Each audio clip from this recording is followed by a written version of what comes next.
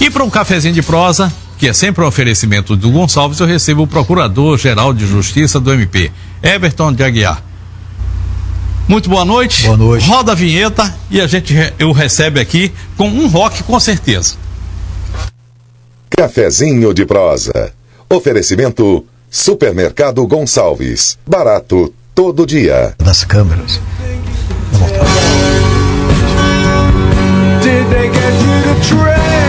Essa é boa. Essa foi o senhor que pediu. Essa é boa. Muito obrigado. Vou te contar um negócio. Essa é muito boa. Chueri, Pink Floyd. Essa de fato é muito boa. Pink Floyd. Pink Floyd, essa é muito boa. Eu vou te contar um negócio. O pessoal tá. A gente fica fazendo movimento para ressuscitar Beatles, Jimi Hendrix, Elvis Presley. E Pink Floyd tá aí de novo, né? A gente tentando fazer alguma coisa. A única banda que não vai precisar ressuscitar, até porque parece que se eternizou, são os Rolling Stones, né? Parece que vão fazer de novo um outro álbum, né? Uma turnê mundial, a penúltima, né? Ele disse que a última só no dia que morrerem. Exatamente, é verdade. Boa noite, doutor Everton, que Boa prazer noite, recebê-lo aqui conosco, que bom que o senhor veio aqui para a gente conversar um pouquinho sobre essa instituição chamada MP. Ô, Léo, muito obrigado, boa noite. Mais uma vez é um prazer estar aqui no seu programa, um programa que tem uma capilaridade excepcional em nosso estado.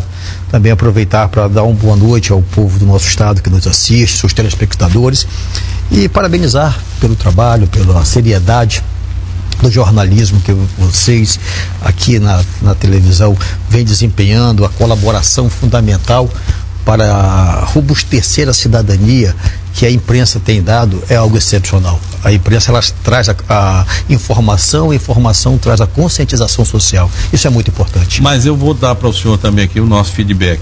É muito bom quando a gente encontra uma organização, uma instituição como o Ministério Público, que nos recebe na hora que precisa passar alguma coisa de informação, que nos orienta com relação a certas coisas que estão acontecendo na sociedade, que nos dá essa tranquilidade de estar falando e estar recebendo informação, enfim, de levar fazer esse vai e vem de informação.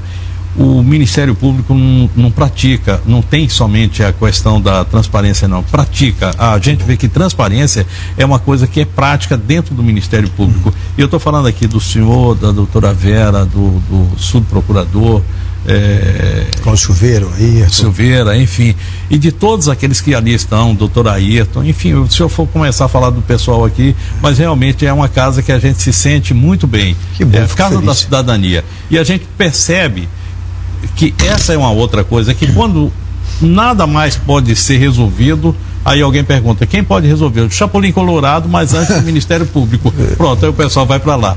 E isso acaba com aquela história do paradoxo do bom serviço. De tanto prestar bom serviço, tem hora que começa a ficar apinhado de serviço. Exatamente. A demanda cresce de forma demasiada e o Ministério Público, em razão das limitações que uma instituição pública passa, acaba não tendo condições de dar a contento a resposta para a demanda que lhe é solicitada. E, se me permite, esse é um ponto muito interessante. O Ministério Público, ele vem se apresentando ao longo da história como o grande guardião da democracia, o bastião de pé em defesa da sociedade. O cidadão sabe que ele pode buscar do Ministério Público um socorro para o seu direito, o direito constitucionalmente garantido, um direito que está sendo lesado. Mas é importante, Léo, que a sociedade brasileira como num todo tenha a consciência de que a própria sociedade tem que buscar se autorregular. Quando o Ministério Público ele é muito demandado, e como nós estamos passando, uma demanda muito grande em todas as áreas, que vai desde o controle da probidade administrativa, da segurança pública, da saúde, da educação, em suma, de maneira geral, de todos os direitos difusos e coletivos, isso só ocorre pela ausência do poder estatal. É a ausência do poder estatal, ou seja, a ausência do oferecimento do serviço que o Estado tem que prover, que faz com que aumente essa demanda do Ministério Público. Sabe o que é que me deixa triste? É que é o seguinte, quando o Estado se ausenta, o Ministério Público entra para resolver as questões que são ali afetas ao cidadão. Mas quando o Estado se ausenta, o crime se apresenta também. Exatamente. Então o que a gente está vendo aí, assim, essa criminalidade, essa teia de corrupção, que não adianta ficar falando aqui assim, olha, isso vai assim, vai nada. Mas a gente está vendo isso aí, assim, isso, o cidadão comum percebe isso. Nessa hora, o que existe é a falta de Estado. Exatamente. Eu estou falando falta de Estado de uma forma geral. Poder generalizado. Poder generalizado. Exatamente. Nós temos um legislativo que hoje se coloca apenas com aquelas histórias das emendas. Nós temos um executivo que legisla para tudo que é lado e um judiciário que segura as pontas, né? Eu acho que é isso que vocês estão fazendo hoje. Exatamente. O judiciário acaba sendo o grande escoadouro de toda esta demanda. O judiciário vai ficando cada vez mais assoberbado de processos, de ações, e começa a acontecer algo que é preocupante para o desenvolvimento de uma sociedade.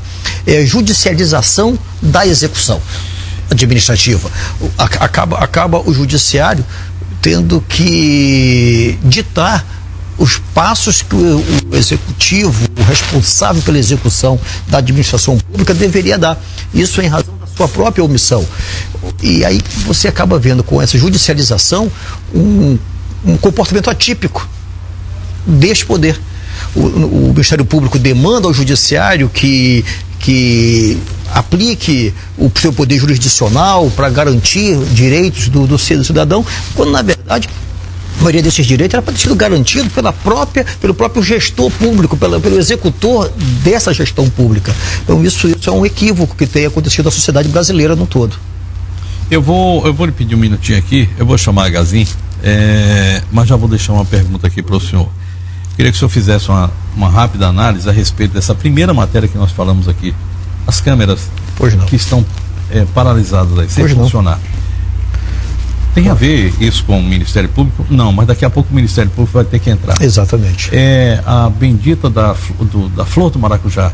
O Ministério Público poderia estar fazendo outra coisa, mas não. Verdade. E eu estou vendo que de vez em quando vocês vão ter que fazer também a caderneta de cobrança, né? Olha, hoje sabatina, vamos ver o que o fulano fez hoje, se fez isso, fez aquilo, se o secretário e tal cumpriu aquilo que prometeu. Pelo amor de Deus. É a inversão do controle social. Isso realmente é algo que preocupa uma sociedade que tem a vocação de crescer. Nosso país é imenso, um país muito rico, e a nossa sociedade tem essa vocação natural de crescimento. Dureza, hein? Dureza. Bom, doutor, essa história lá da flor do maracujá está resolvida ou ainda tem mais alguma coisa? Olha, tem caminhado a passos largos para uma solução. Zé Catraca pelo menos já parou de falar, né? Eu acho que ele já está... Nós tivemos hoje uma reunião hoje cedo e amanhã à tarde às 15 horas nós estaremos reunidos todos, o Ministério Público, a CECEL com a sua equipe e a Federação de Folclore do Estado, para nós conversarmos, para encontrar uma saída. É importante aproveitar essa oportunidade que você está nos dando, é importante esclarecer que em momento algum o Ministério Público se colocou contra qualquer tipo de evento cultural, esportivo, não é isso. O que foi preciso fazer, e às vezes as coisas se apresentam de tal forma que somente você tomando medidas que aparentemente radicais, você consegue fazer o ajuste que precisa ser feito. Chama isso de freio de arrumação. Freio de arrumação. Muitas das emendas parlamentares, que na maioria das vezes são utilizadas para patrocinar eventos no Estado, são feitas através dessas verbas. A emenda parlamentar é legítima, uma garantia que tem o legislador para que recursos do Estado possam ser disponibilizados ao legislador para que ele faça um trabalho na sua base. O que não se pode perder um segundo sequer de vista é que a aplicação deste recurso, embora seja de livre aplicação do parlamentar, não perde a sua característica de dinheiro público. E o dinheiro público só pode ser aplicado naquilo que tiver interesse público. E nós nos deparamos com algumas situações em que os princípios que regem o ato administrativo, o ato que deve ser o que estabelece a Constituição Federal, não estava sendo rigorosamente, como exige a lei, obedecido. Daí a necessidade de nós recomendarmos ao governo do Estado que pare tudo, até que nós possamos fazer esse levantamento dos determinados processos, porque senão nós não teríamos condições de fazer isso nunca, que quanto mais se analisa, quanto mais se avança, quanto mais se investiga, outros vão sendo feitos sem ter passado por esse crivo. Com isso, nós estamos conseguindo analisar esses processos e tomar as medidas que deverão ser tomadas caso venhamos a encontrar irregularidades. Eu tenho 3 perguntas aqui que versam exatamente sobre esse assunto. É um telespectador que me manda a pergunta aqui, como separar a indústria das emendas parlamentares da lavagem, pura e simples? O segundo, o que foi realmente aplicado para o bem comum da população? E a terceira, o MP tem condição de apurar ou vai solicitar apoio do Tribunal de Contas, Controlador, AGU, enfim, os outros? E mais, aqui é o último. Existe algum mandado de prisão para ser cumprido contra servidores da Assembleia Legislativa, possivelmente alguém que conhece muito bem do métier e assim dessas histórias? Deixa eu começar de trás para frente. Vamos lá, vamos. A questão dos mandados de prisão, se porventura. Nós não temos conhecimento se há mandado de prisão. Mas mesmo que tivéssemos conhecimento, não falaríamos. Se não? Por razões óbvias, né? Mesmo que tivéssemos, não falaríamos. Mas a análise desses processos, Léo, tem como finalidade justamente essa. A finalidade é pública. Esportes patrocinados com recurso público. Deve. Todos os esportes, aí você precisa analisar o interesse público. Esportes pouco democráticos, elitizados. Badminton. Só para a gente pensar aqui. Pois bem. O cara não sabe nem falar isso, né? Não tem razão. Tem razão de poder público? Justamente é essa análise da finalidade da aplicação do recurso público que tem que ser levada em consideração. Há interesse público em o dinheiro do contribuinte, o dinheiro do imposto, ser utilizado para patrocinar concurso de Miss? Até que diria que talvez, mas no caso de Miss terceira idade e Miss terceira idade já fica um pouco mais complicado, mas em qualquer caso. Em qualquer caso, é interessante, a beleza tem que ser admirada, mas não precisa ser financiada, né? Mas não com dinheiro público. São situações como essas que exigiram que o Ministério Público tomasse algumas providências. E nós estamos apurando isso. Nós estamos analisando todos esses processos. A questão do Flor do Maracujá, como ele estava formatado, trazia inúmeras irregularidades. Nós temos encontrado, e é importante deixar isso registrado, nós temos encontrado uma boa vontade enorme do Executivo, do Governo, do Estado, em encontrar uma saída para isso. E amanhã nós vamos tentar resolver isso de uma vez por todas. Nós apoiamos a Flor do Maracujá. Léo, eu sou porto-velhense, eu sou rondoniense, eu cresci... O senhor viu isso aí? Exatamente, eu cresci assistindo o Arraial Flor do Maracujá e tenho total interesse que continue. Mas se é para continuar com desrespeito na aplicação do recurso público, que pare então. É para continuar se o recurso público que ali aportar tiver sido aplicado religiosamente como determina a Constituição Federal. Doutor Everton, tem uma coisa que o Ministério Público fala sempre, que é o seguinte: se o governo financia uma festa, essa festa não pode ser cobrada novamente da população, porque ele estaria pagando 2 vezes. Mas se o governo financia no todo ou em parte, isso independe para o Ministério Público? A conta tem que encontrar uma forma de ser fechada. Ora, se o governo está financiando uma festa, e quando fala governo financiando, lemos, o povo está financiando. Isso. É recurso público, é recurso do imposto. É importante isso? Às vezes sim, às vezes uma determinada comunidade, uma sociedade precisa disso. É um momento de congraçamento, um momento de interação, que a sociedade vá conviver em determinado festejo, isso não é errado. Mas se é dinheiro público, que seja tratado como dinheiro público. O que não pode é servir o dinheiro público para aumentar o lucro de determinados empresários. Ora, se é o povo que está pagando aquela festa, a festa é do povo. E se você cobrar para que o povo entre, ele está pagando 2 vezes. E é justamente este equívoco que nós nos deparamos analisando vários processos pelo Estado afora. Nós vemos festas que têm um financiamento e substancioso do executivo, mas que não são festas efetivamente públicas. Uma semana de festa, 2 dias, 3 dias, portões abertos, mas o dia em que o show é mais atrativo, onde aquele show em que o artista é mais famoso, aquele show que o público quer assistir, esse só entra se pagar. Mas na verdade ele já pagou. E muito, né? E muito, quando ele colocou ali o dinheiro do seu imposto. Então é essa análise que precisa ser feita. E nós estamos analisando isso. Uma pergunta que falou: a lavagem do dinheiro pode estar aí? É possível. Nós estamos investigando isso. Não posso afirmar que está, mas eu preciso investigar isso. Eu preciso saber se o dinheiro foi devidamente aplicado, o valor pago é exatamente aquele. As pessoas que receberam os valores para prestar o serviço efetivamente prestaram aquele serviço. A festa aconteceu, né? A festa aconteceu. Tem caso que nem aconteceu, né? Aconteceu do tamanho que estava no projeto. Foi aquele tamanho. Tudo isso precisa ser analisado. Então, é possível? É possível. É cedo para que eu fale se é ou não é. Mas nós estamos analisando, nós estamos investigando, e é um trabalho longo. Nós começamos a fazer esse trabalho numa determinada região do estado, e o trabalho foi crescendo, nós começamos a ver que as coisas ali não eram setoriadas, ela tinha expansão por vários locais, e a investigação foi crescendo, e o que nos obrigou a fazer essa notificação recomendatória ao senhor governador. Senhor governador, para um pouco, segura isso aí. Segura porque não está legal.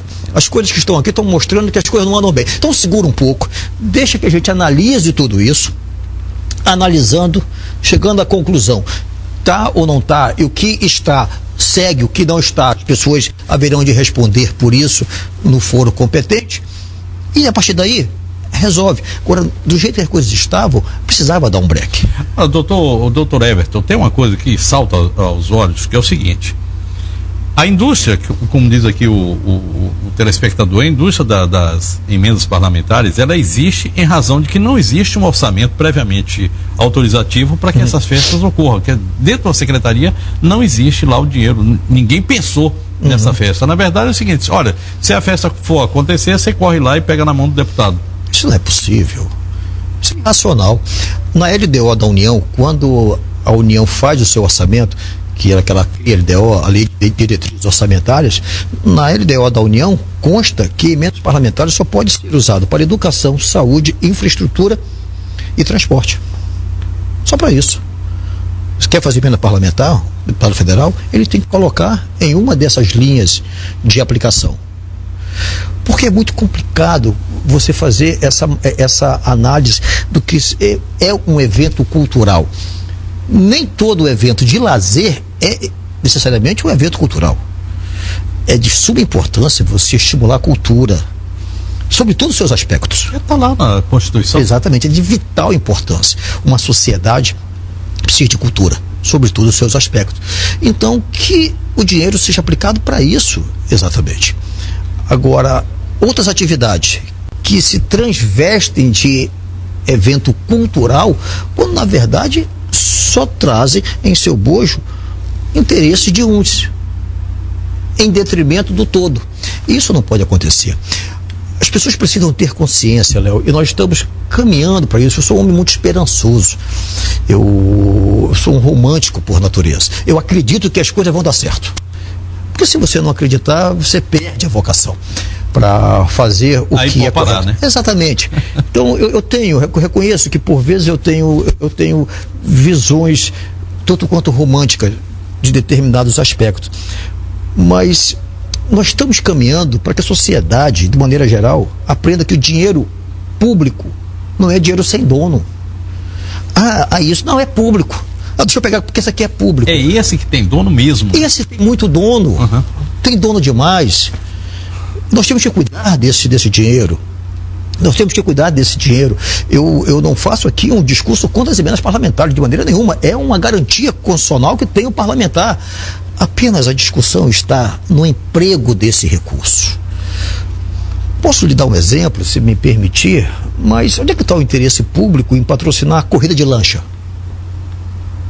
Onde é que está o interesse público nisso, Léo?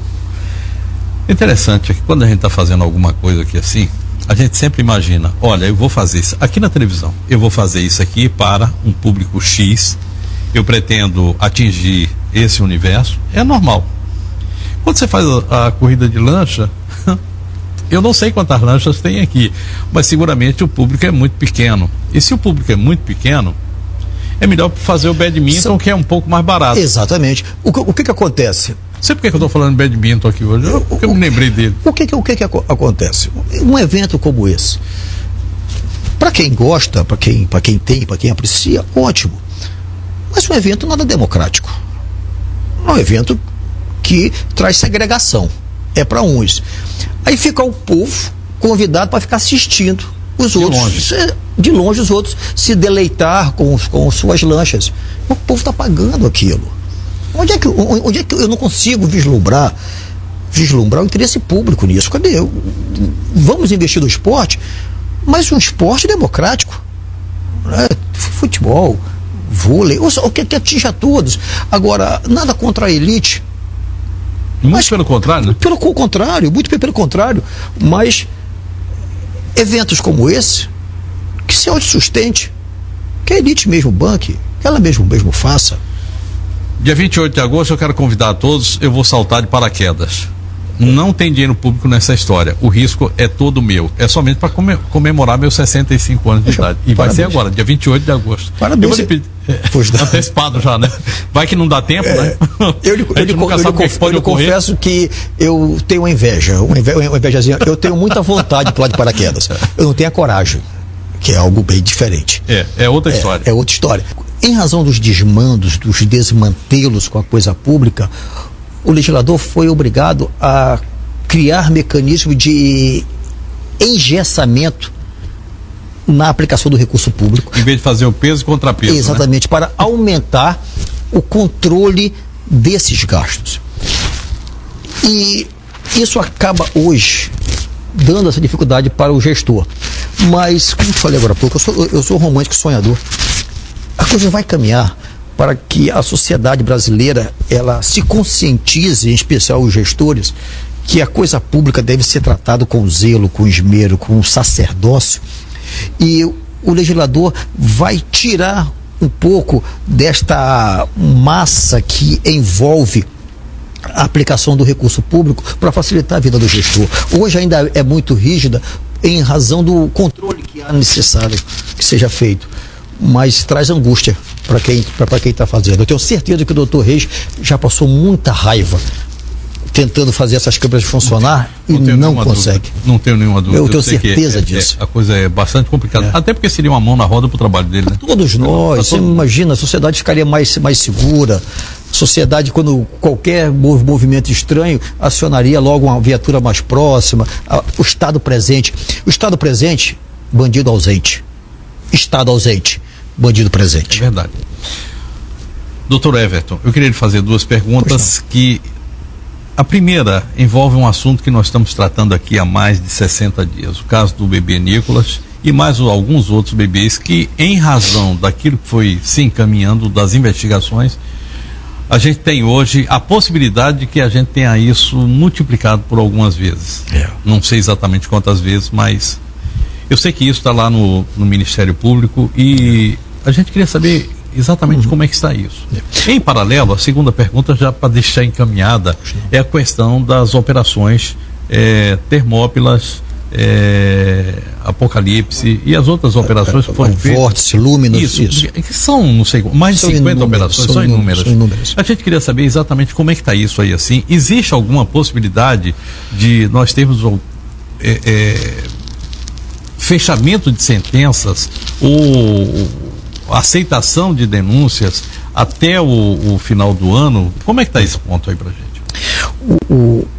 A questão dos bebês, o Ministério Público vem acompanhando de muito perto o inquérito que trata daquele caso específico que ocorreu na maternidade.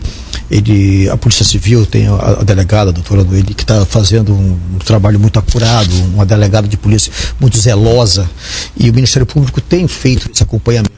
Então é um trabalho que está em andamento, está se tentando desvendar o que aconteceu. A preocupação que você ressaltou, se isso é um caso isolado ou nós estamos lidando com algo muito maior, essa preocupação é presente, né, tanto para o Ministério Público como para a Polícia Civil. Esse trabalho está em andamento. A questão das operações, nós temos tido resultados muito positivos. Na Operação Termópilas, para você ter uma ideia, nós já temos hoje condenações em 2º grau. Denúncias já recebidas, o processo findo no 1º grau e condenação no 2º grau. O judiciário rondoniense, ele é muito efetivo, ele tem uma agilidade que tem servido de referência para eficácia, eficácia, né? E resolutividade. Resolutividade. E isso tem colaborado para o sucesso desses trabalhos. As operações, a primeira maior operação que nós fizemos quando eu estava no MP, que foi junto com a Polícia Federal, fizemos a Termópilas, inúmeras denúncias já foram oferecidas, quase 70 denúncias já foram oferecidas, e já temos várias condenações de 1º grau. Inúmeras condenações que estão em grau de recurso. E em grau de recurso já tem condenação também em 2º grau. Então já tem gente, ficha suja por conta da Operação Termópilas. Ou seja, a primeira parte já está sendo feita. E tem muita coisa ainda por vir, né? Há muito trabalho para ser feito. As outras operações nós já temos também ajuizamento, muitas ações penais sendo ajuizadas e muitas instruções terminando. Acreditamos que ainda este ano teremos já mais algumas condenações, tanto no 1º como no 2º grau. Pelo menos os tribunais irão se manifestar a respeito dos recursos que lá estão. Então, o balanço que se faz é muito positivo. O que já se ajuizou de ação, quantas pessoas vêm respondendo em razão de ter mal feito com o dinheiro público, os bens disponíveis. Isso tem sido muito positivo. Só que essas operações, quando nós deflagramos as operações, que você foca exatamente no que você está investigando, com a deflagração, ela ramifica. E ela traz um bojo de informações que vão dando crias, filhotes. É o caso dessas benditas emendas parlamentares, né? Que parecia que era uma coisa depois localizada. Acabou ficando muito grande. Então, a Termópilas, por exemplo, ele já deu seguramente 6 processos novos. Que nasceu da Termópilas, já não é mais Termópilas, teve origem a Termópilas, mas já tem 6 processos novos. A Operação Lúminos, que nós temos feito várias denúncias, oferecido várias denúncias, ainda 15 dias atrás oferecemos mais algumas denúncias, temos essa semana mais algumas denúncias para ajuizar, e você vai ajuizando as denúncias com a análise dos documentos, você encontra novos fatos, novas ramificações, e aí vai se fazendo, é um trabalho árduo, longo. Mas se frustra. O senhor, quer dizer, o Ministério Público, quando a gente fala Ministério Público, é porque o senhor está aqui sentado com a gente, mas, na verdade, quando eu penso em Ministério Público, eu penso lá no Ministério Público Estadual, no Federal, AGU, enfim, os órgãos de controle. O GAECO, que eu acho que foi uma das melhores coisas que aconteceram, essa fusão de várias mãos para assambarcar o crime, e pelo qual a gente tem um respeito muito grande. Toda vez que tem alguma coisa de GAECO, eu estou lá para ver, para falar a respeito. Mas, enfim, não há uma frustração quando você percebe que escapou, não deu tempo, postergou, o crime já esvaiu-se. Isso é fato. Isso dá. Mas, às vezes, e não raras vezes, a limitação dos órgãos de controle, limitação estrutural, limitação de força de trabalho, de força humana de trabalho, não permite que você faça essa parede de contenção como gostaríamos de fazer. Então muitas coisas passam e você acaba sendo obrigado a segurar as maiores. E as coisas pequenas vão passando. Agora, uma coisa que é importante, às vezes passa, mas o crime se perpetua. O que não se perpetua é o tempo que o Estado tem para perquirir, para ir atrás do crime, porque tem o prazo prescricional. Mas o crime perpetua e a gente vai indo atrás, que nós estamos vendo isso agora. Algumas situações que nós estamos deparando em operações que nós já deflagramos, coisas passado. Aconteceu, nós não vimos, aconteceu, todo mundo ficou aplaudindo quando na verdade estava acontecendo algo que a vaca estava indo para o brejo. Exatamente. Mas aconteceu, agora nós vimos o que aconteceu, agora vamos lá responsabilizar. Dá tempo ainda, não está prescrito, estamos pegando. Mas isso acontece. Só que essa demanda tem apenas um destinatário, que é o judiciário. Vai ficando muito pesado. Vai ficando extremamente pesado. O judiciário vai ficando assoberbado de trabalho, né? Ele vai ficando assoberbado de trabalho, processo, as instruções demoram muito. E é importante aproveitar essas oportunidades para falar isso para o povo. O judiciário, quando sofre a acusação de ser lento, a culpa não está no judiciário. A lentidão é do rito processual. O rito processual não é o judiciário quem faz, é o legislativo. É o Congresso Nacional. É o Congresso Nacional. Que, aliás, a gente fala assim, que é o legislativo, não é o do Estado. Não é do Estado, é o Congresso Nacional. Então, a demora no julgamento dos processos se dá necessariamente em razão dos ritos processuais. E esses ritos não é o juiz que faz, não é o desembargador quem faz, não é o promotor quem faz, não é o procurador quem faz, é o Congresso Nacional. Mas o fato é que tem havido um aperfeiçoamento nisso. Tem havido um crescimento. Se você olhar para ontem, você vê que avançamos muito, a sociedade avançou muito. Eu recebi aí hoje alguns SMS, alguns eu vou lendo ali assim, e alguém mandou um SMS dizendo o seguinte, que seria bom se a gente tivesse mais procuradores como o senhor. Poxa, isso obrigado. É o reconhecimento do público, é o seu patrão dizendo que você está fazendo um bom serviço. Obrigado. Pelo menos eu entendo dessa forma. Obrigado. E isso é muito bom. O seu mandado, eu sempre troco essa palavra, sempre me atrapalho com ela. Mas o seu mandado vai até 2015 como procurador. Maio de 2015. O senhor não pode ser mais reconduzido. Não posso mais ser reconduzido. Já tenho 2 reconduções. Isso. Eu estabeleço a Constituição Federal. E, rapidamente, como é que vai ficar o GAECO a partir daí? O Ministério Público, ele continua existindo. Sai o Procurador-Geral Everton, mas entrará um outro Procurador-Geral de Justiça. O GAECO é um órgão que ele se consolidou. É verdade. Ele está consolidado. E a esperança que nós temos, na verdade, uma esperança com uma certeza de que o próximo Procurador-Geral, seja ele quem for, continuará investindo nesse trabalho, porque o GAECO, você falou agora há pouco com muita precisão, o GAECO faz um excelente trabalho, mas o que o GAECO ele tem de emblemático é a cooperação das instituições. É verdade. Esse trabalho junto que as instituições têm feito, ou seja, se o crime se organizou, nós, estados, também haveremos de nos organizar, e é isso que os GAECOs demonstram: força do Ministério Público, força da polícia, apoio da CGU, apoio do TCE, ou seja, são os órgãos de Estado também se unindo para o combate ao crime.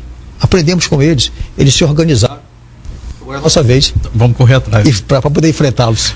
Obrigado, doutor Everton, foi um prazer tê-lo aqui. É sempre um prazer tê-lo aqui, e é sempre muito bom quando a gente recebe o servidor público fazendo a prestação de contas daquilo que é a sua função.